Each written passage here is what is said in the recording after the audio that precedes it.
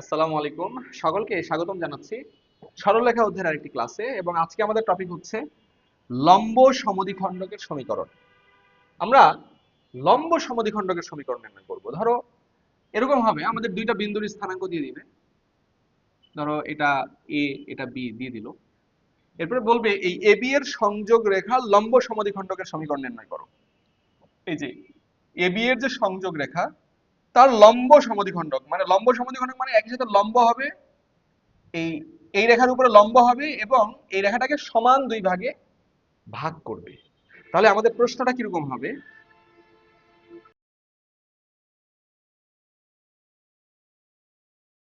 কি বললাম? প্রশ্নে এই যে দুটি বিন্দুর স্থানাঙ্ক দেওয়া থাকবে, তাদের সংযোগ রেখার লম্ব সমদ্বিখণ্ডক। লম্ব সমদ্বিখণ্ডক মানে কি? উক্ত রেখার উপরে লম্ব হবে এবং সমান দুই ভাগে ভাগ করবে। তাহলে এই যে এই রেখাটার উপরে লম্ব হবে এবং এই রেখাটাকে সমান দুই ভাগে ভাগ করবে। আচ্ছা বলো তো, সমান দুই ভাগে ভাগ করা মানে কি ঠিক মধ্যবিন্দুতে যাবে না?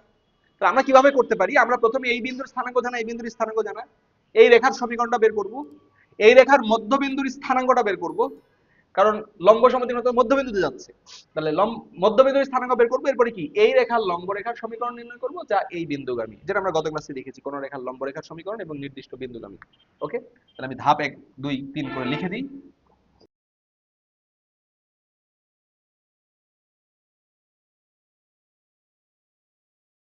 কি বলছি দেখো, ধাপ 1, বিন্দুগুলোর নামকরণ করব। যে প্রথম বিন্দুটাকে আমি এ নাম দিব, পরেরটাকে বি নাম দিব, যে যে এ ও বি বিন্দুগুলোকে এ বি নামকরণ করব। এরপরে এ বি এর মধ্যবিন্দুর স্থানাঙ্ক নির্ণয় করব সি। তাহলে এই যে মধ্যবিন্দু, এই যে মধ্যবিন্দু সিটা নির্ণয় করে ফেলব, এটার নাম দেব কি? সি। এরপরে আমরা এ বি রেখার সমীকরণ নির্ণয় করব। এ বি এর সমীকরণ, এই যে এ বি দুই বিন্দুগামী রেখার সমীকরণ y y1 y1 y2 x x1 x1 x2। এরপরে আমরা এবি এর লম্ব রেখার সমীকরণ যা সি বিন্দুগামী, এই যে এবি এর লম্ব যা সি বিন্দুগামী মানে মধ্য বিন্দুগামী, সেটাই তো আমার লম্ব সমদ্বিখণ্ডক।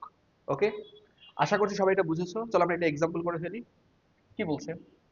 এল এম হলে ও এল ও এম এর মধ্যবিন্দুর সংযোগ রেখার উপর অঙ্কিত লম্ব সমদ্বিখণ্ডকের সমীকরণ নির্ণয় করো। তাহলে আমার এল আর এম, আমাকে এবি এখন নামকরণ করতে হবে না, প্রশ্নের নাম বলেই দিয়েছে এল এম। তাহলে খেয়াল করো, তাহলে আমার এবি মানে বা এখানে এল এম নামকরণ করাই আছে।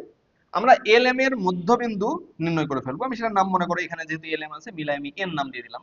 তাহলে এল এম এর মধ্যবিন্দু এন নির্ণয় করব। তাহলে এখন এন এর স্থানাঙ্ক কিভাবে বের করতে হবে? মধ্যবিন্দু, এই যে ভুজ দুইটাকে যোগ করে দুইতে ভাগ, কোটি দুইটাকে যোগ করে দুইতে ভাগ। তাহলে কি হবে? 2 3/2 কমা -1 +3/2। তাহলে বলো কত হচ্ছে? এন এর স্থানাঙ্কটা হচ্ছে এই যে এখানে -1/2, আর এখানে কত হচ্ছে? 2/2 মানে কত? 1। তাহলে -1/2 কমা 1, এটা কার স্থানাঙ্ক? এন এর স্থানাঙ্ক।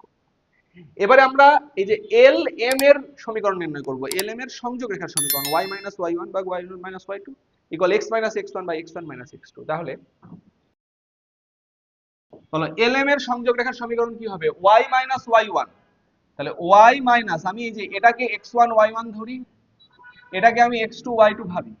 তাহলে y y1, y1 এর মান কত? 3 divided by y1 y2, y2 এর মান কত? -1 ইকুয়াল টু x x1। তাহলে বলো x x1 এর মান কত? -3 ডিভাইডেড বাই x1 x2।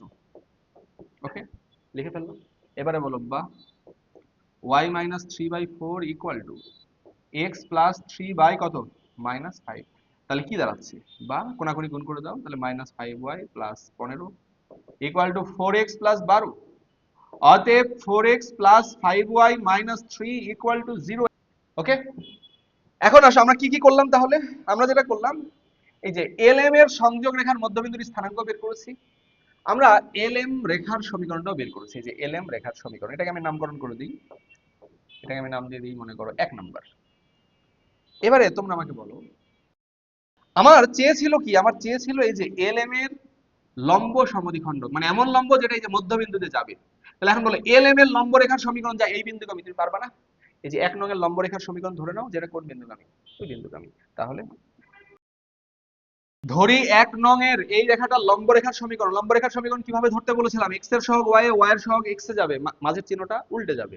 তাহলে কি হবে এখানে? 5x মাইনাস 4y, আর নতুন একটা ধ্রুবক প্লাস k ইকুয়াল টু 0, এটাকে নাম দিলাম 2। আর এই 2 নং রেখাটা কোন বিন্দুগামী? এই যে মধ্যবিন্দু n গামী, n এর মান কত? -1/2, 1। তাহলে 2 নং রেখাটি, তাহলে এই 2 নং রেখাটা এই বিন্দুগামী, তাহলে এই বিন্দুতে কি হবে? সিদ্ধ হবে। সিদ্ধ করে দাও না। 5 into -1/2 -4 × 1 plus K equal to 0, অতএব কে ইকুয়াল টু 5/2 প্লাস 4। তাহলে কত হবে? 5/2 মানে কত? আড়াই। আড়াইয়ের সাথে 4 যোগ করলে কত? 6.5। 6.5 মানে কি 13/2 নয়? তাহলে আমরা কে এর মানটা পেয়ে গেলাম। এই কে এর মানটা এখানে বসাই দিলে কি আমার অ্যান্সার? তাহলে আমার অ্যান্সার অর্থাৎ নির্ণেয় লম্ব সমদ্বিখণ্ডকের সমীকরণ কি হবে? এই যে 5x মাইনাস 4y, কে এর মান কত? 13/2 ইকুয়াল টু 0, এটাই অ্যান্সার।